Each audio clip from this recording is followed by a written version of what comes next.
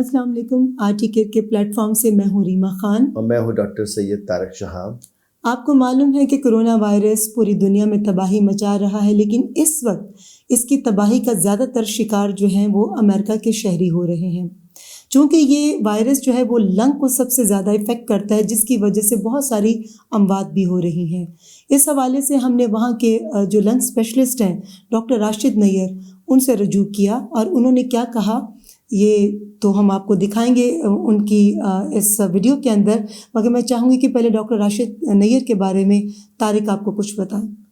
ये बिल्कुल सही कहा। डॉक्टर राशिद नैयर जो है वो लंग स्पेशलिस्ट हैं और जो है वो वहाँ पे इनोवा अलेक्जेंड्रिया हॉस्पिटल में चेयरमैन डिपार्टमेंट ऑफ मेडिसिन हैं और वो ख़ुद अपने तौर पे जो है वो सारे कोविड-19 के पेशेंट्स को देख रहे भी हैं, उनको आईसीयू में भी उनकी टेक केयर कर रहे हैं। तो आइए सुनते हैं डॉक्टर राशिद नैयर क्या कहते हैं। अस्सलाम वालेकुम एवरीवन, मेरा नाम डॉक्टर राशिद नैयर है। मैं पल्मोनोलॉजिस्ट हूँ, इंटेंसिव और क्रिटिकल केयर स्पेशलिस्ट हूँ। I work in northern Virginia, Innova Alexandria hospital. I am chief of medicine and also director of critical care. इस वक्त जो पूरी दुनिया में कोविड-19 वायरस की जो वबा फैली है, इस वक्त हमारे वर्जीनिया में बहुत तेज़ी से फैल रही है। हमने सर्ज देखने में आ रहा है एंड हमारे पास काफ़ी पेशेंट हैं। इस वक्त मैं आपको फ्लिप करके दिखाता हूँ। तो इस आईसीयू में ऐसे हमारे पास 3 इंटेंसिव केयर यूनिट है और इसमें पेशेंट्स हैं रेस्पिरेटर पे नहीं, उनको भी बहुत हाई ऑक्सीजन की ज़रूरत हो पेश आ रही है। और इस हॉस्पिटल में ऐसे कई पेशेंट्स मौजूद हैं। तो जैसा कि मैं आपको दिखा रहा था कि हमारे यहाँ इस वक्त इंटेंसिव केयर यूनिट में काफ़ी तादाद में पेशेंट मौजूद हैं जो कोविड-19 इन्फेक्शन की वजह से हॉस्पिटल आए हैं। अच्छे खासे पेशेंट इस वक्त रेस्पिरेटर पे हैं। मोस्ट पेशेंट जब प्रेजेंट होते हैं हॉस्पिटल में तो मोस्ट कॉमन सिम्टम जो होती है वो शॉर्टनेस ऑफ ब्रेथ होती है, क्योंकि ये वायरस जो है ये लंग्स या फेफड़ों को सबसे ज़्यादा मुतासर करता है और लंग्स की इन्फ्लेमेशन करता है। तो मोस्ट कॉमन सिम्टम जो हॉस्पिटल प्रेजेंटेशन की होती है वो शॉर्टनेस ऑफ ब्रेथ है। हर पेशेंट को जो हॉस्पिटल आता है ऑक्सीजन की डेफिनेट ज़रूरत पेश आती है। डिफरेंट डिग्री ऑफ ऑक्सीजनेशन की ज़रूरत होती है। बास नेजल कैनुला पे ही एडजस्ट हो जाते हैं, बास को हम ज़्यादा ऑक्सीजन देनी पड़ती है और उसके बावजूद अगर उनकी ब्रीदिंग कंट्रोल में ना हो, उनकी ऑक्सीजन ड्रॉप हो रही हो, तो फिर हम उनको वेंटिलेटर पे रखते हैं। हमारे हॉस्पिटल में इस वक्त 60 से ज़्यादा पेशेंट मौजूद हैं जो कोविड-19 इन्फेक्शन की वजह से आए हैं। उसमें से 30 से ज़्यादा ऐसे हैं जो वेंटिलेटर पे हैं। जब इस वायरस से इन्फेक्शन होती है तो एज आई सेड अर्लियर कि मोस्ट कॉमन ऑर्गन जो है वो लंग है।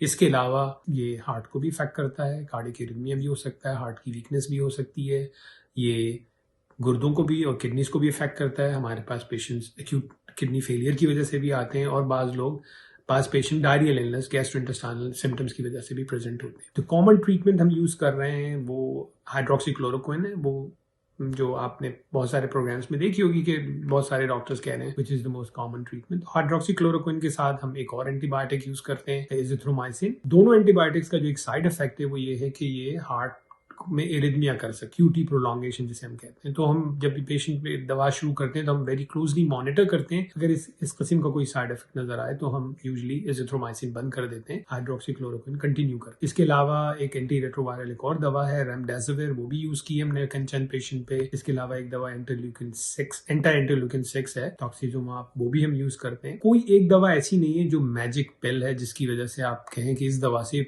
बीमारी क्योर हो जाती है, ऐसा कुछ नहीं है। कुछ पेशेंट रिस्पॉन्ड करते हैं, कुछ नहीं करते। जो पेशेंट इतना शदीद बीमार हो जाए कि वो रेस्पिरेटर पे आ जाए तो उसकी मोर्टेलिटी यानी मरने के चांसेस ज्यादा होते हैं। We do have a good success, हम काफी पेशेंट्स को रेस्पिरेटर से हटा भी चुके हैं। कहने का मकसद ये है कि अगर आप पेशेंट वेंटिलेटर पे चला जाता है कि जरूरी नहीं है कि उसका बचना नामुमकिन है, बट मुश्किल जरूर है। Best treatment is still prevention, prevention is social distancing. आपने देखा होगा कि कई प्रोग्रामों में कई लोगों ने आपको बताया करें, प्लीज जरूर सोशल डिस्टेंसिंग को फॉलो करें। और एक बात और मैं कहना चाहूंगा कि ये तो तय है, ये बहुत सारे प्रोग्राम में आपने भी सुना होगा कि जो पेशेंट हैं जो एल्डरली हैं, बूढ़े हैं या जिनको पहले से कोई बीमारी है, वो जब इस वायरस की बीमारी में मुब्तला होते हैं उनको ज्यादा सीवियर बीमारी हो सकती है। लेकिन कोई एज ऐसी नहीं है जो इस बीमारी से इम्यून है या उसको ये बीमारी अफेक्ट नहीं कर सकती। मेरे पास 20 साल के भी पेशेंट मौजूद हैं जो वेंटिलेटर पे हैं और मेरे पास 80 साल के भी पेशेंट मौजूद हैं। तो ये नहीं समझिएगा कि अगर आपको अंडरलाइन कोई बीमारी नहीं है, आप यंग हैं, तो ये वायरस आपको अफेक्ट नहीं करेगा। प्लीज़ अपना बहुत ख्याल रखिएगा। अल्लाह हम सब की हिफाजत करे। अल्लाह हाफ़िज़।